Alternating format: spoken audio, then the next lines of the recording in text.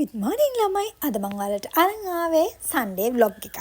ඉතින් උදේ පාන්දර මම දොඩ අරලා පොඩක් එළියට බහලා වටපිට බලලා අද මගේ දවසේ ගෙදර පෝච්චියට දාන ලස්සන මල් ටිකකුත් හොයාගන්න තමයි දැන් හදන්නේ. ඉතින් මම අද තෝරගත්තේ මෙන්න මේ જાතියේ මල් ටික. මේක මේ මල් જાතියක් නෙවෙයි ළමයි තම්පලා.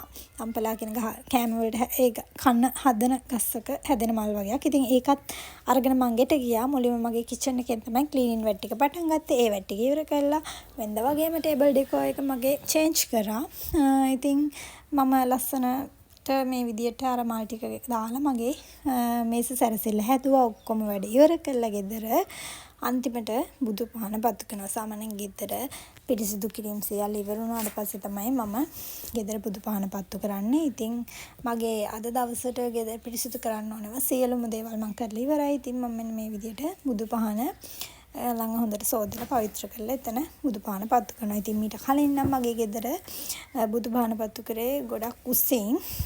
ඉතින් දැන් මේ මම බුදු කණුවක් ගෙනල්ලා ඒකේ දැන් දින කිහිපයකින් මම බුදු පහන පත්තු කරන්නේ.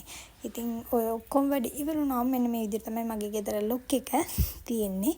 ඒ වැඩ ටික ඉවර වුණාට පස්සේ දැන් වෙලාව 7:43 ළමයි. මම දැන් මිදුලට බැස්සා මල් පාති ටික හදන්න. මගේ වැඩ ඉවර කළා තමයි මිදුලට බහින්නේ මම.